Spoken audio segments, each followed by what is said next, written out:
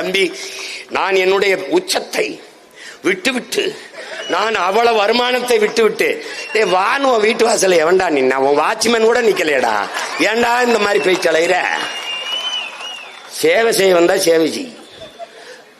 நான் அடைக்கலம் தேடி வரவில்லை, படைக்கலத்தோடு வரும். யாரும் வான்னு உன்னை கூப்பிடலையே.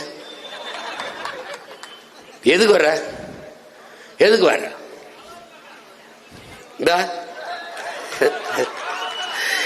என்னுடைய அன்பு சகோதரன் அஜித்தும் ஐயா ரஜினிகாந்த் அவரும் தங்களுடைய புகழை வியாபாரம் செய்ய விரும்பவில்லை.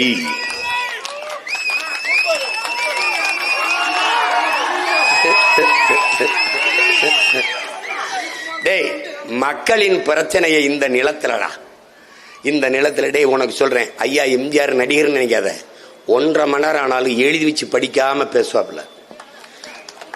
ஐயா விஜயகாந்த பாத்துக்க, மனசுல இருந்து பேசுவாப்ல, மக்களின் மொழியிலே பேசுவாரு. ஆனா ஐயா ஸ்டாலின் கூட இந்த மாதிரி சின்ன சீற்றா. என் தம்பியும் ஐயா எடப்பாடியும் முழு சீற்றா.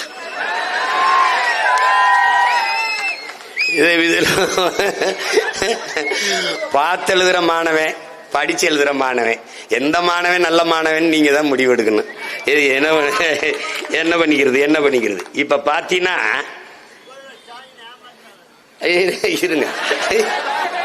இருங்க வாரு, இவங்கெல்லாம் மழையில பேச முடியாது, காகிதம் நனைஞ்சிரும்.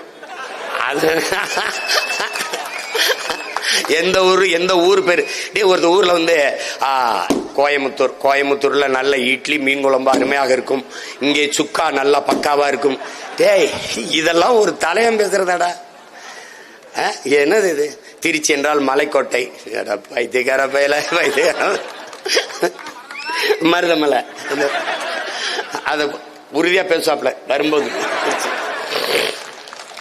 இப்ப என்ன பண்றான்?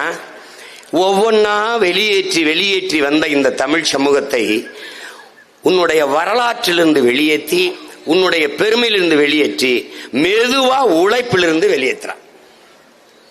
இப்ப எந்த வேலை செஞ்சாலும் அசிங்கம். காமராஜர் படிக்க வச்சாரு, சீமா பனையேற சொல்றாருன்னு.